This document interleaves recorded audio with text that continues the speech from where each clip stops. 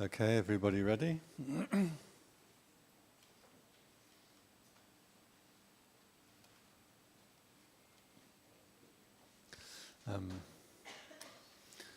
So we've got nearly an hour together.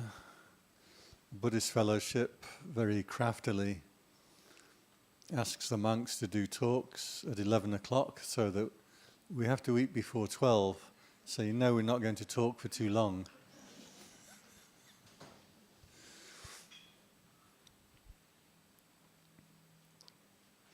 So this today is actually halfway through my stay in Singapore so far.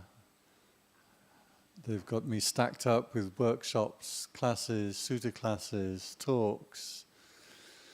So that's good. I'd like to come and share, actually get less opportunity than you might think. So it's very nice to come and share. Every time I do so, I always make this resolution that what I do as a resolution on the path to Nibbana. The reason is it's very easy to have a belief or a faith in a way of thinking, but after a short while that kind of, if you don't interact with it, it kind of slips away in the mind and becomes less and less important.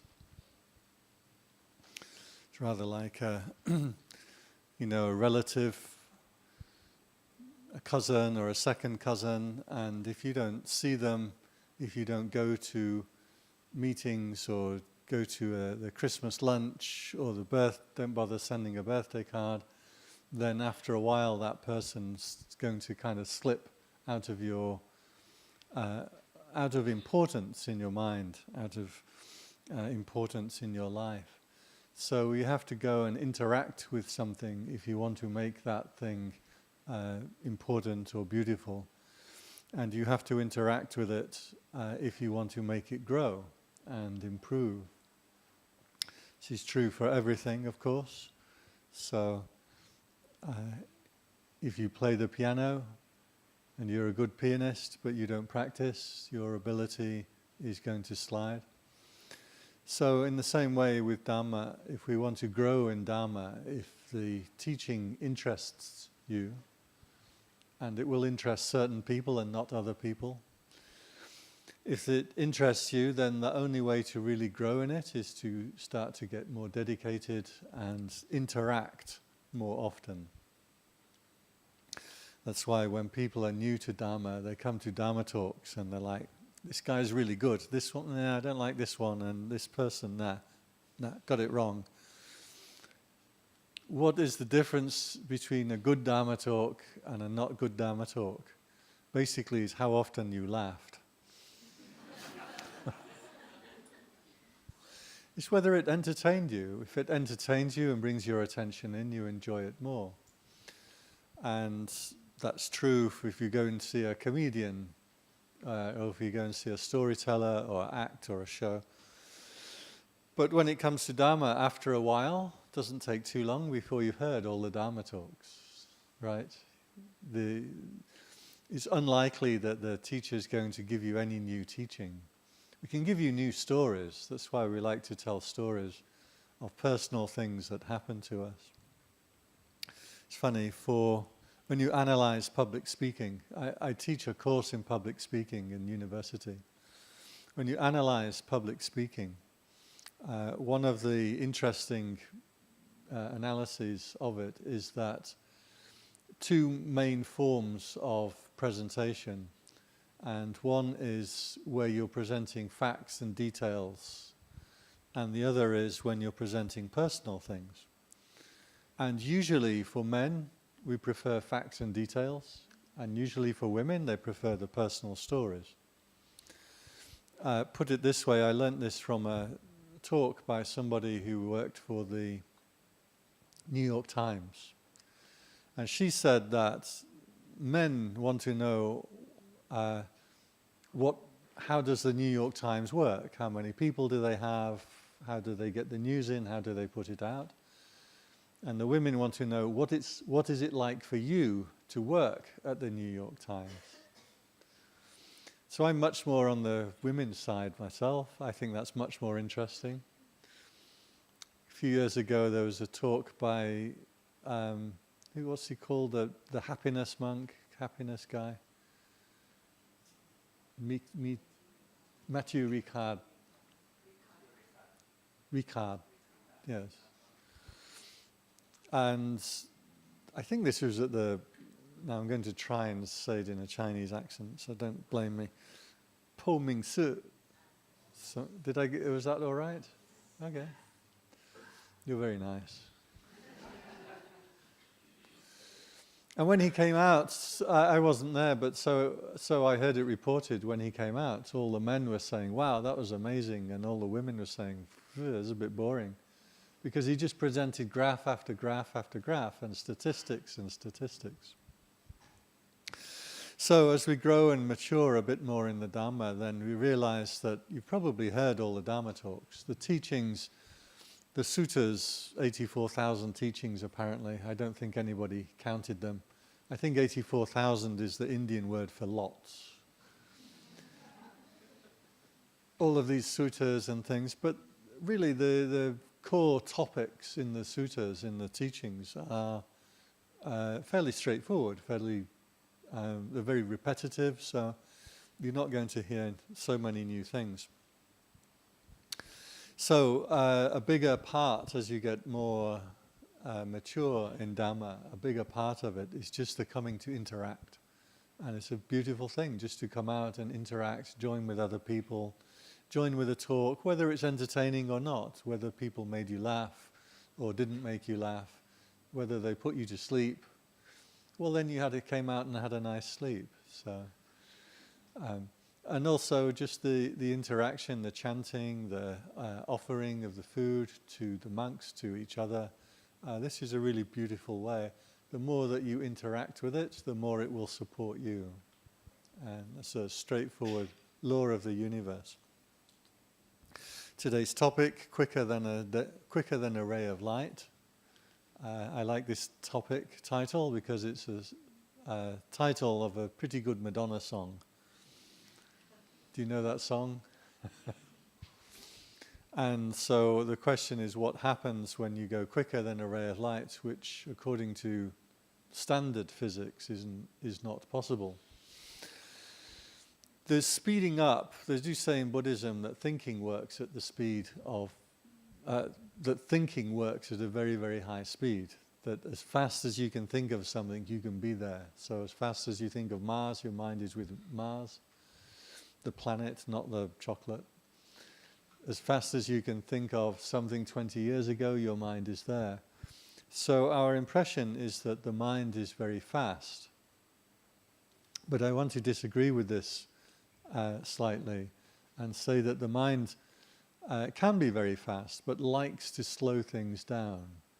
And this is the way that we work in the world. And these are what are called story arcs. And this is how we perceive time and the passing of time. Now most of you probably remember, even though it was a long time ago for some of you, your childhood. And when you were really young, like a day or a week can just seem to go on forever, right? I remember summer holidays just went on and on and on and on. And it was 6 weeks. Now, like 6 weeks is, nothing. What is it that changed your perception of time? Why did it feel different when you were young to when you were older? I had the same kind of experience when I ordained as a monk, and I got into the monastery, and just the passage of time was so different. Everything was just so new. And the first month of being a monk felt like a year. The second month felt like 6 months. The next 4 years felt like a few weeks. So what is it that changes your experience of the passage of time? And this is what is called story arcs. And a story arc means we interact with the world through stories. Stories contextualize things that are happening. And when you have a nice story for something, the story will spread across a period of time. And when you don't have a story for something, then your attention starts to get much, much sharper. I'll give you a clear example. When you are learning to drive, and you get into the car and they say, here's the gear stick, here's the clutch, here's the accelerator. I've heard that a lot of people don't know how to drive manual gearboxes these days. Is that true? Okay. That's terrible. It's one of the pleasures of driving is having that degree of control of the gearbox. And anyway. And so you're trying to navigate, like pressing the clutch, changing gear, using the accelerator. You've got to come off the brake just as you change gear and let the clutch up. You have to press the accelerator as you're pressing the clutch. This is how you drive manual gearboxes, for those who don't know. And on top of that, your instructor is telling you, you have to look in your rear mirror, you have to look in your side mirror, you have to look physically over your shoulder, you have to come back. Like there's so many things to think about. And what happens is you mess it up. And the reason is each particular movement has its own story. Press the clutch, that has to go in time with moving the gear, that has to go in time with adding some power on the accelerator, has to go in time. Each movement has its own little story, and you're trying to juggle these 10, 20 stories at once. So what happens is you get confused, and it kind of breaks down, and it's difficult to do. The more often that you do something, the more familiar it becomes, the more your story can start to arc, the wider the arc of the story. So after a while, your driving instructor says, okay, move off onto the road, and you've got it. Clutch down, change gear, accelerator, look behind me, look in my mirror, look in my rear view mirror, out, indicate, out we go. Don't cross your hands on the steering wheel, right? And you can just move out, and then you're thinking, okay, I'm in first gear, I have to go into second and third gear, I have to judge how far I am from the curb. So then what you've done is you've broken down the act of driving into 3 or 4 components, pulling out, driving, lights, things like that.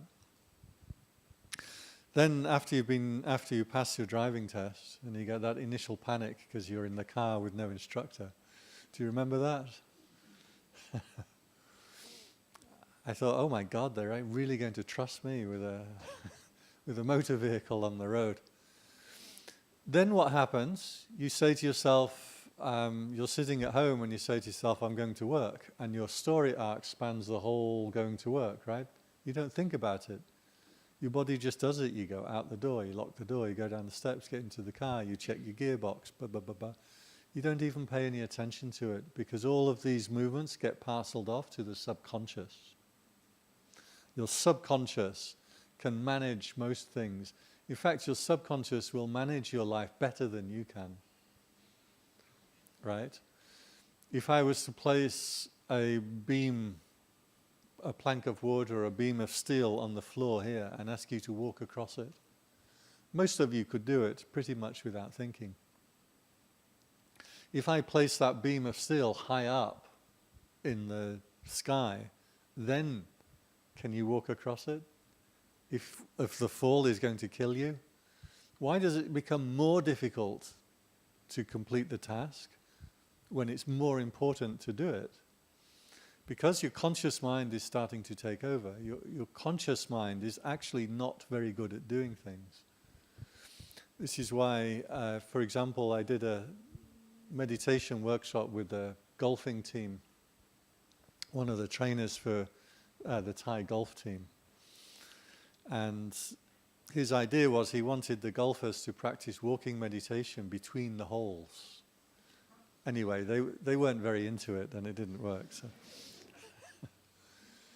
And what he said was when they set up the shot and they've planted their feet and their hips and they've got everything right, got all the components right, he says he tells them to think of a cartoon image when they make their stroke.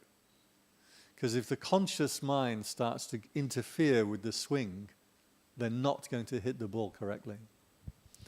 So the unconscious, or I should say the subconscious mind, will do things much more effectively than you can. Where you get involved, the conscious you, this is where you have accelerated learning, so you can learn things faster and better. And one of the things that sports coaches do, for example, is they start to break down the movements of the people that they're training. So I like boxing. I'm not ashamed. I like to watch the boxing. As a peaceful person that trains people in peace and controlling your mind, I have no excuse. But what they do is people will go in and start kind of swinging, and the boxing trainer will get them to start breaking it down. Look at where your hips are, look at where your shoulders are, look at the rotation of your body, look at the rotation of your hand. We'll start to break it down into small movements. But when that person gets into the ring, they have to let go of everything that they've learned. So story arcs are what make us comfortable in our actions. Actually, as human beings, we don't like to be too aware of ourselves. We like things to go in a nice, familiar pattern, especially introverts. We like things to be very nice and familiar. We don't like surprises. So the more your story arcs can spread, the more kind of comfortable and less conscious you will feel. When we come to do meditation, on the other hand, we're going to start to reverse this process, because the story arcs are where you get unmindful. If you have something like, okay, walk to the shops, and then you're off, you go, mentally you're off, you go out the door, you lock the door, you go down the steps, you avoid the cat sleeping on the step, you go out and you buy the things, you come back, it's one story, right? Well, instead of that, when we come to do meditation, we're going to start to break this up. That's the idea of meditation, and break it up into smaller and smaller movements. So one of the trainings that you might do on a meditation retreat, for example, is doorway training. And every time you go through a doorway, your mind is always already through the door and doing the thing that you want to do, right? If you're going to make a cup of tea, you get up and your mind's already kind of gone into the kitchen and is making the cup of tea. So your awareness throughout the process is going to be relatively slight. The only time that awareness really comes up is when you end one story arc and start another story arc. So I'm playing on the computer, I'm doing my Photoshop, and then suddenly I remember myself, and then I'll feel stiff. Why didn't I know that I felt stiff a minute beforehand? So I'll stretch, and then I'll be like, I need a cup of tea, because I'm English. So that a new story arc, I've left my Photoshop story arc, I'm now in my cup of tea story arc. I'll get up, I'll move over, make the cup of tea, and then when I sit down and I've got my cup of tea, I'll be like, okay, next thing, Facebook arc, okay. Go and turn on Facebook, have a little check, Facebook, email, I have 3 or 4 things that I would check. So we're starting to break up these story arcs when we do meditation, break up or interrupt the thinking patterns, so that you start to become aware of smaller and smaller movements. So the doorway training is every time you go through a door, you stop. Make a little story arc of reaching for the door handle and turning the door handle. This will interrupt your thinking. This will interrupt your stories. And what it will do is start to make the day seem, makes the day seem longer, but in a nice way because it's more alert. Remember, every time you come to the end of a story arc, you have a moment of alertness. You have a moment where your attention had been stationed with something. Now suddenly your attention is back with yourself.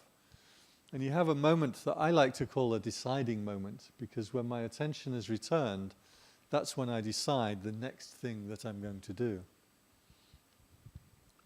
So do you notice this? When your attention, your consciousness gets stationed with some activity, you turn on Photoshop, you're gone for 2 hours.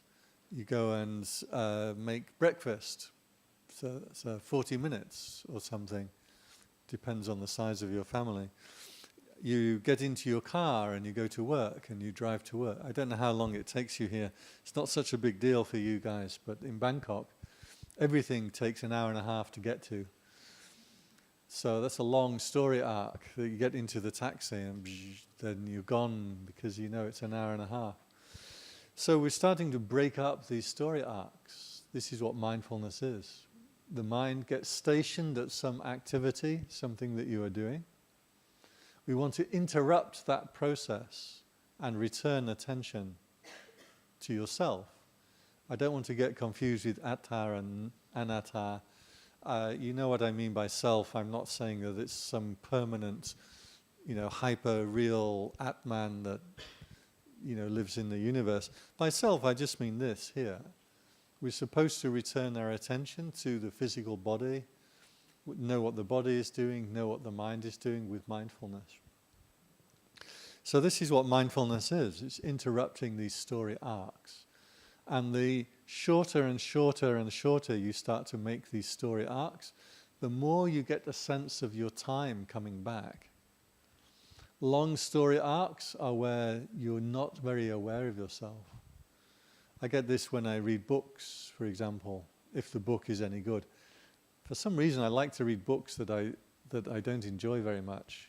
I like to read difficult texts because I feel a sense of accomplishment after I've read it. But every so often I pick up a book that's just enjoyable.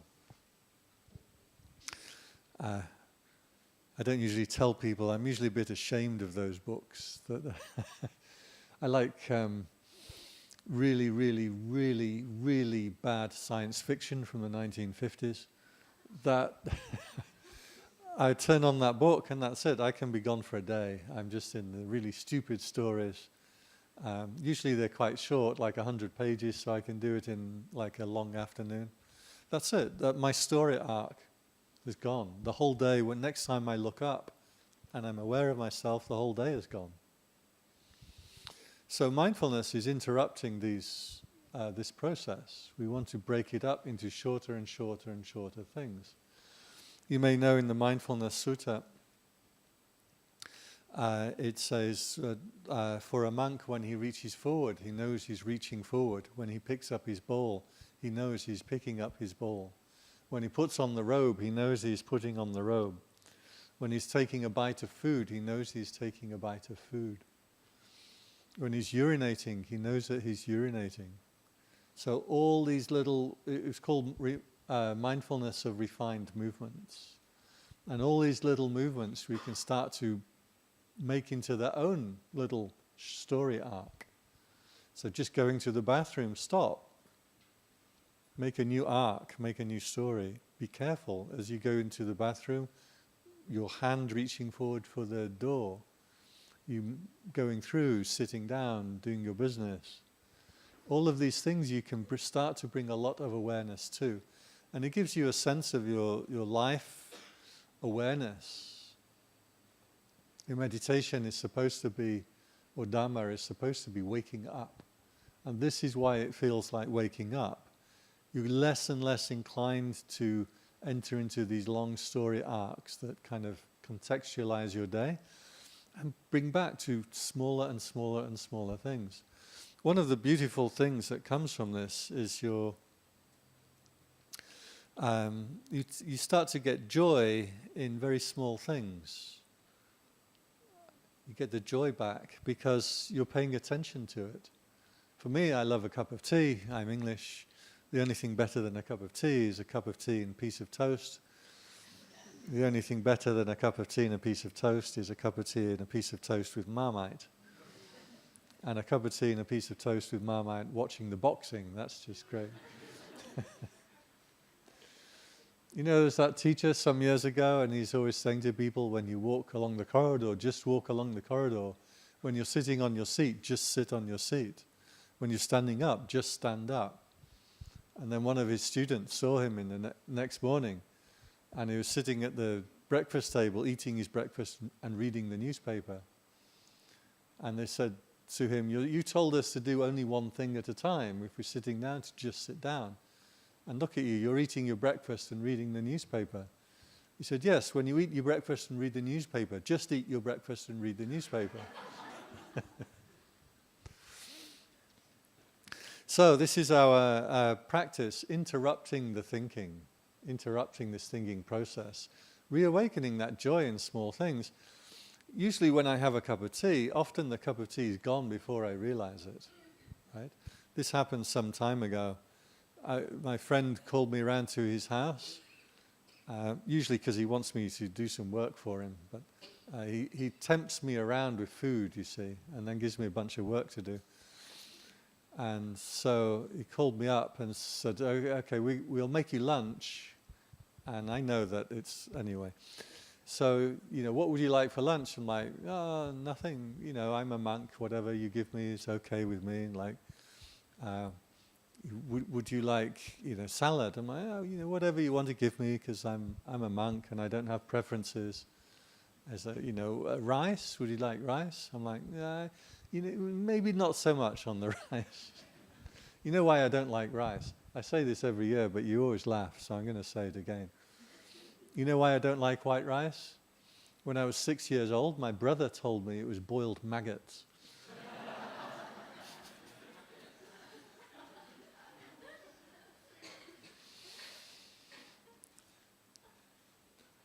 Would you like pasta? Would you like this? Would you like that? Would you like potato? And so I'm just, whatever you want to offer me, that's fine. But in my head, I'm like, potato, potato, potato. And I got to his place and we had potato, and I enjoyed the conversation with him, and our work projects that we would do, I really enjoyed. And I was like, yes, I've got potato. And then we're talking about our project. And then I look at my plate and I realize I've already eaten my potato. I missed it. I'd eaten it, and I'd been so busy talking, I'd missed eating the potato. I'm like, no, give me another one. Another potato. So this is why we interrupt these processes, keep bringing the attention back to what you're doing. You start to get this feeling of enjoyment in small things. Taking pleasure in just the little things, the bird chirping, the cup of tea, just the walking backwards and forwards. One is that you start to enjoy it more, but the other is you get the feeling of getting your life back. And people sometimes ask me, like, why do meditation and give up desire? Aren't you supposed to enjoy life, live it to the max? Like, yeah, you live life to the max when you're present for it. You don't live life to the max when you're jumping out of aeroplanes and parachutes and going to the cinema and watching Avatar in 3D and things like that. You enjoy life when you're awake for it, when you're present for it. So this process of interrupting your thought processes, interrupting your thinking, is what brings us back to mindfulness. It's a difficult sell with many people in the West, especially because thinking is so over-cherished and over-emphasized. And your school teaches you to think, be a good thinker, a critical thinker, and then the meditation teacher says, just put your thinking aside. It seems to be a dichotomy. The thinking, actually, your thinking is less reliable than you think it is. Most thinking goes according to habits rather than what is actually right or wrong, rather than what is actually logically true. There's a thing a few years ago, they had this test. They had people read a short story, short funny story, and then give the story marks for how funny it was. So out of 10, you give it 3 marks if it's not very funny, 10 marks if you think it's hilarious. And so they split the students up into 2 sides, and they were both given the exact same story to read, but one side of the one set of the students were told to read the story while they're holding a pen in their teeth. And the other set was told to read the story while they're holding a pen in their mouth. And then they're asked to mark how funny the story was. What do you think the results were? Do you think it made any difference? The pen? Does the pen in the mouth make any difference? No? Shouldn't do, right? Because the story is funny or not funny. Right, so it shouldn't make any difference. Actually did make a difference. So what do you think? Did the students who hold the pen in their teeth find the story funnier? Or did the students who hold the pen in the mouth find the story funnier? Raise your hand if you think teeth. Raise your hand if you think mouth. Okay. Rest of you, no idea? Okay, the answer was the teeth. Because when you read the story holding the pen in your teeth, you're making a smile, and when you hold it in your mouth, you're making a miserable face. What's interesting about this research is you believe that your thinking is clear and critical, and you just don't understand how many things are affecting your thinking. It's the same for sitcoms on television. If a sitcom has a laughter track, most people, when you ask them, find it annoying. And if your consciousness comes to it and you know they're just playing a tape of people laughing, it's just annoying. The weird thing is you will enjoy the show more because of the laughter track, even though you will swear that you don't like the laughter track.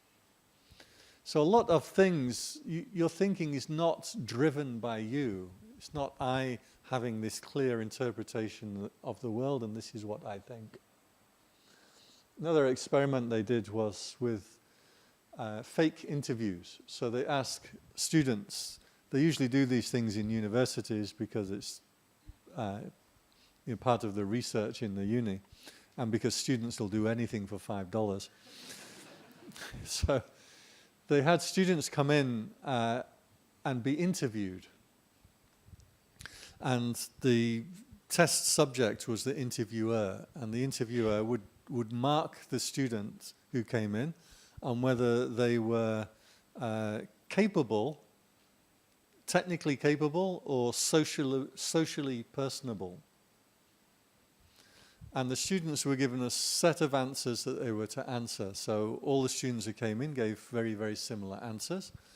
The variable, the thing that was different for the test, was the weight of the resume. And when they handed across their resume, the heavier the resume, the more capable that person would be judged. The lighter the resume, the more sociable they would be judged. And if you add any colors or smells to the resume, you would get judged very highly for people skills. So, even if you're really being as objective as you possibly can to say, what do I think this person is, things that you don't see and don't know are influencing you. So this shows that our thinking is not quite as reliable as we like to think it is. Most people think in patterns. Most people believe things that they've thought in the past. It's interesting. The more often you think something, the more familiar that thought will become. And there's what's called familiarity bias, which means something that seems more familiar to you will seem more correct and true.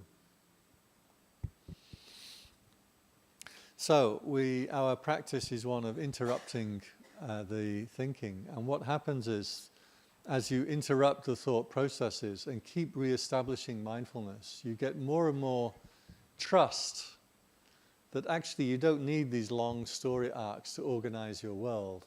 You don't need to worry about things so much. You can actually just be there in the present moment. And your life actually works just as well, if not better. The faster and faster you do this, the shorter and shorter you when your mind gets stationed somewhere, you can interrupt it and bring it back. There will come a moment where suddenly the mind stops. And what's happening is everything is just moving on around you, but the mindfulness is just straight there, clear, present, and no longer being drawn out into anything. No more story arcs, it's just there. At this time, mindfulness will become quite effortless. To interrupt the stories and bring your attention back is going to take an effort, a force of will. But when the mind has stopped still, then there's no more effort needed. There's a meditation teacher in Thailand called Ajahn Brahmot. He's quite likely to be an arahant. He's quite likely to be enlightened. He's certainly kind of very highly attained. And he always teaches like this: mindfulness is effortless. You don't put in any effort. I was sat in front of him, and he looks into your mind while you're sat with him, and he was looking into interviewing with a series of monks, about 15 of us. And actually I wanted to use one of his venues in Bangkok for Dharma talks. That was why I went to see him, but he wasn't very interested. He's like way too enlightened to care about things like that. So I thought, oh well, I'll just do my meditation. And I was sat there doing my meditation. Not even that well, I thought. Anyway, I opened my eyes, and when I opened my eyes, he turned and looked at me and said, "Just now you made your body very bright." He said, "Do it again." It's like, ugh. I said, "Okay, I'll try." He said, "No, you must never try. If you try it, you're not doing it." And I thought to myself, didn't Yoda say that to Luke Skywalker in Skywalkers?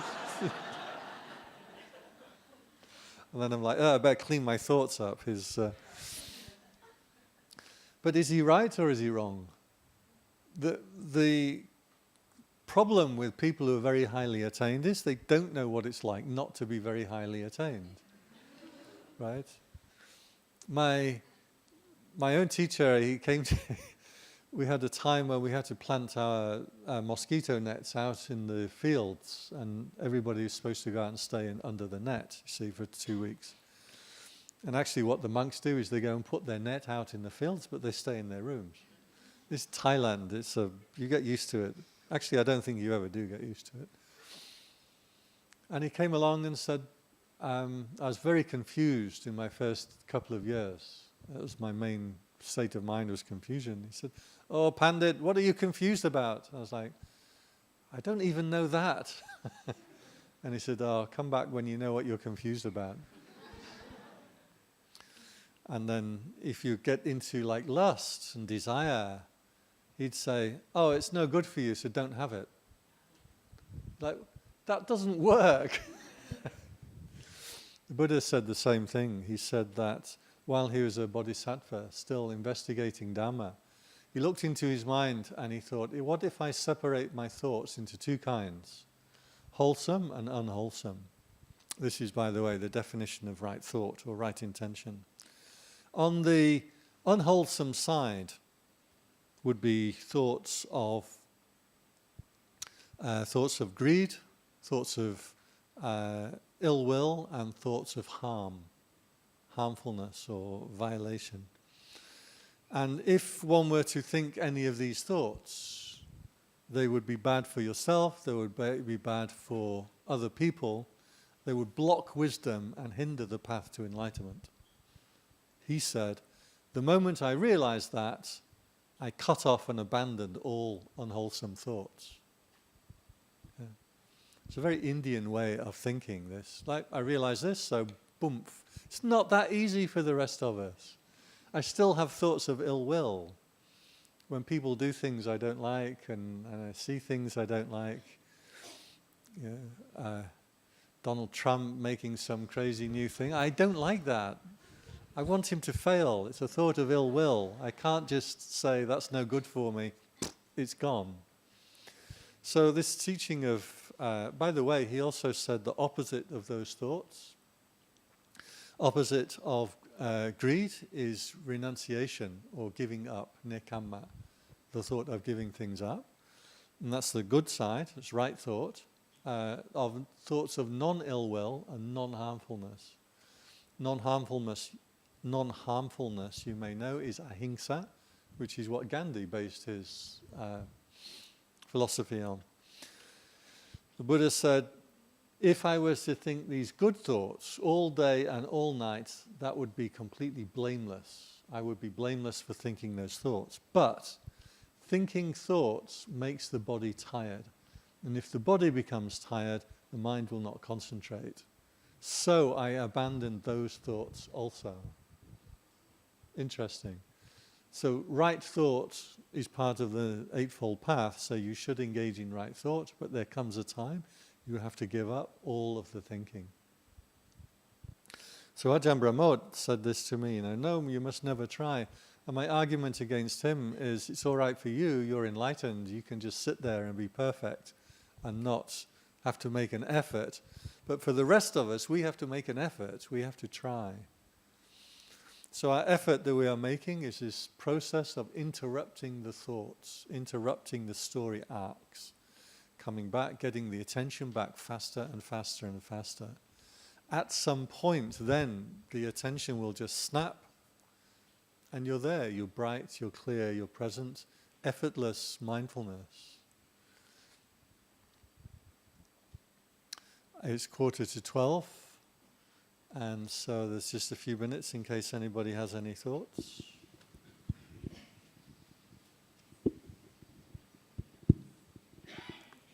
Anyone has any question? Raise your hand, quicker than the ray of light. Bhante, I'd like to know in the Atannatiya Sutta, verse number 2, there is one word, Mahaviro, and then a translator put that as Almighty Hero. I think the Buddha confirmed himself that he was never Almighty. So do you think it is correct to describe him as Almighty? I don't, because it's not connected to the topic today, but Almighty is a word that the Christian word that they use for God. So for me, the early Pali Text Society translators liked to use Christian words in their translations. The modern translators don't like to do that. So Almighty is a Christian term and that's for God. So I wouldn't use that. The Buddha never claimed to be a God. He never demonstrated himself as a God. And in fact, it's the point that he wasn't a God that makes it relatable. If God comes and does something, you're like, well, you can do it, you're God, but we can't. But if a human being comes and attains enlightenment, a human being who thought and suffered and had fear. Remember that sutta the Buddha had, he was talking about where he's afraid of ghosts. This is an ordinary person, but attained to enlightenment. And to me, that was what was inspiring, that he isn't a God. I should say Mahayana Buddhism increasingly deified the Buddha, made him more and more and more into a God. So that then he wasn't a human being, he was just like a great being that came down and pretended to be ordinary to inspire people. And then there's one sutta I read, the introduction to Pali suttas is "Thus have I heard." But the introduction to this, one of the Mahayana suttas was, the Buddha set forth his mind and shined rays out of his mind, and each ray split into a billion other little rays, and each ray enlightened an entire universe of beings where even the blades of grass became arahants, and those also displayed rays of beams that you're like, wow. And it's a natural process. You see it even in the Pali canon. Actually, there's a deification process where the Buddha gets made more and more into a... You start as a human being, then you become into a superhuman being, and then you become a demigod, and then a god. So there's this arc. There was a funny story in when the British actually first discovered Kapilavatthu, the place where the Buddha used to live, and he left through the East Gate, right, on the Great Renunciation, the East Gate. And in Sri Lanka, it had been thought that the Buddha was 3 times the size of a human being. Because you want to make him bigger, right? He's an important person, someone you respect. You want to try and make him better. And so when the British archaeologists discovered one of the 2 possible sites for Kapilavatthu, this team of Sri Lankans went and they wanted to measure the door to see if a human being that was 3 times as big as a human being could get through. And their conclusion was he wouldn't have been able to get through the door. Therefore, he wasn't 3 times the size, he was 1 1/3 the size of a regular human being. I think it's natural that we want to deify the people we respect and look up to. There are problems with that too, of course. Anybody else? I might mention also the thinking in cognitive behavioral therapy, your thinking shapes the world. You think that you're thinking like just that you can be aware of the world, but actually your thinking shapes your experience of the world. So in cognitive behavioral therapy, you change your form of thinking and it changes how you relate to the world. You know, Ajahn Brahm had a story about this. Actually, he had a story, but I'm going to change it. He had this thing. When he was a younger monk, he was in the end of the Vassa, end of the rains retreat period. The monks are all piled onto the back of pickup trucks and get driven around to different temples. So you go to temple after temple after temple, and these are very rough roads, and you're in a pickup truck, no aircon, and it's pretty hard going. And the monks actually do this because, again, it's good to interact with each other. It's interacting with other monks and monasteries that enliven your practice. So as they're going along on this road, and they're all potholes and very bad road, every couple of minutes they go over a really bad bump, and he'll bang his head. Ajahn Brahm would bang his head on the roof of the truck. Do you know this story? Have you heard him tell this story? He'd bang his head on the top of the truck. He's like, these roads are so bad. My head, it really hurts. And then go, like I want to sit in the front. And then, And then he'd look at the other monks, and he'd see, and they would just, every time they go over a bump, they were just laughing. So he thought to himself, what if I changed my view? What if, instead of being angry and annoyed at banging my head on the roads, the state of the roads, and being forced into the back of a pickup truck, why don't I change my attitude? So he started to laugh. And when he laughed, it didn't hurt his head anymore, just by changing his thinking. That's how Ajahn Brahm tells the story. I don't think it's correct. I think in those days, you see, Ajahn Brahm would have been taller than most Thai monks. I think they were laughing at him banging his head.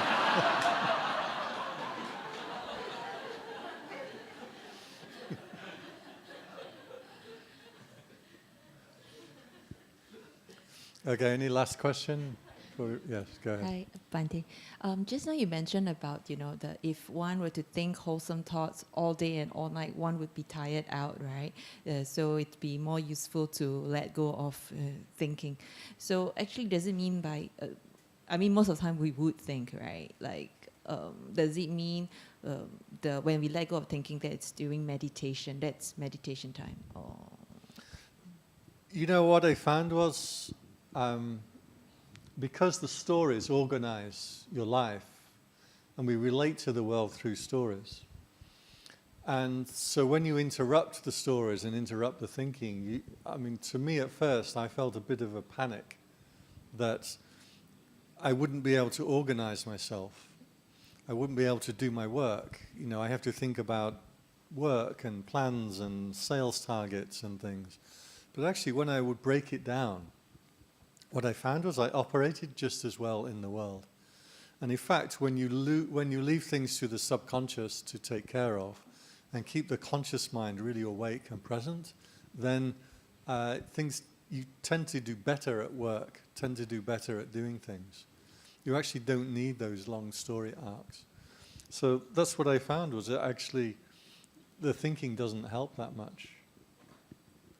I used to work in this jazz club, and I had it's not a good environment for mindfulness.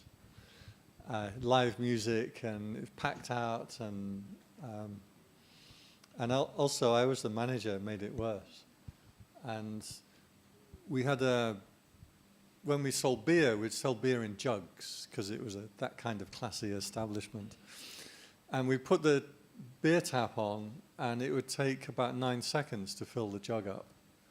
And I'd started doing meditation, and I was trying to break up, because work was just like zzz, the whole day, and then at the end of it. So I wanted to break it up. So when I would pour the beer into the jug, 9 seconds, I just...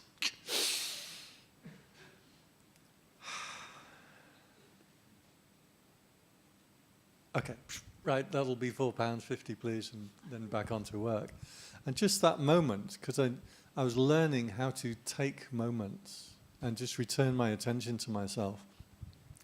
Just made the night longer, because your sense of time changes, but just so much more grounded and enjoyable.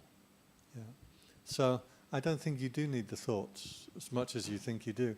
You listen to enlightened people like Eckhart Tolle or Nisargadatta, they say that actually the mind just stays with the mind, and it's beautiful and it's pristine.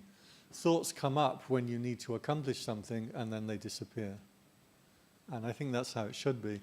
We have thoughts like Bangkok traffic jams. Nothing flows when you've got too many cars on the road, right? It's the same in your mind. You have too many thoughts in your mind, juggling too many things. Nothing flows, nothing moves, no freedom. So it's a case of trust, I think, but yeah, breaking up those story arcs, you can still operate in the world. Last one, if anyone has an urgent question. Are we all good?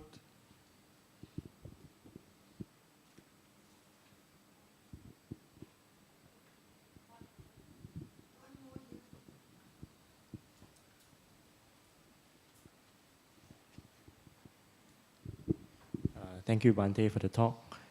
When I have feelings of lust, anger, as well as anxiety, I find that it's easy to observe the thoughts, especially bringing the breath back to the body. But sometimes, when the thoughts are not so present, but the feelings are quite overwhelming, how do we stay with these feelings? Or, like what you said just now, do we change our attitude towards it? Yeah. One of the things the Buddha taught to Sakka, the king of the gods, he said, desire is ruled by thinking. When there is thinking, desire is fueled. When the thinking stops, the desire stops. It's an interesting thing that you want to test, because it's not as obvious as it might seem. Buddha did give, like I say, this teacher Ajahn Brahma is just like, well, just don't think it. Or like my abbot, he's like, well, just don't think those things. It's not that easy. So the thing about a Buddha is able to teach the teachings complete, as opposed to just an arahant who just says, hey guys, this is really good, and just be like me. So the Buddha did actually give 5 methods for controlling distracting thoughts. The first method was to knock the thought out with a different thought. So the analogy was like when you make furniture, this is when screws and nails and things, metal was hard to come by. When you make furniture, you drill a large hole through the 2 bits of furniture that you fit together, and you put in a tight peg that will hold them together. And so he said, just when you want to repair the furniture, you knock that peg out with a thinner peg, with a smaller peg, if you can think of this. This would have been an analogy that people would have understood at the time. To me, it's if you want to knock out the cotter pin in a gear link chain on a British Leyland A series engine, you use a... Yeah, I've probably lost you already, haven't I? So you replace one thought with another thought. So if you have these unwholesome thoughts, you replace them with good thoughts. Use the good thoughts and knock out the bad thoughts. Yeah, it's one method. Second method was to slow the thinking down. Just like a man who is running would think, what if I was to jog? And a man who is jogging would think, what if I was to walk? A man who is walking is, what if I was just to amble? A man who is ambling is, what if I was to sit down? In the same way that you slow the thought processes down. The third way was, or not in sequence, but to see the horror or the disgust in the unpleasant thoughts. So when you look at the thoughts directly and you see just how damaging this is for you, thoughts of anger, hatred, greed, you will naturally give up those thoughts in the same way as a dead and decaying dog. If a corpse of a dead and decaying dog was to be draped around the shoulders of a young man or young woman who is fond of their appearance, what would that young man or young woman do? This is in the sutta, very graphic, right? Would naturally throw that dead dog off their shoulders. In the same way, when you look at the unwholesome aspect of the thoughts, you just want to throw it off. So that gives you the way to deal with it. Another way to deal with it is just to look away, in the same way as if I was to look at something that I dislike and is causing me distress, and I was to turn away and look at something else that doesn't cause me distress. So looking away was one. Then the fifth method that he said was, if all of those fail, then you grit your teeth, you press your tongue to the top of the mouth, you clench your fists and say, I'm not going to think that thought. So these were the 5 methods that the Buddha gave for controlling thoughts. I have a 6th method. If all those 5 methods don't work, just go to bed. Okay, that's it for today. I may see some of you later. Okay. Can we say sadhu 3 times? So if you want to hear more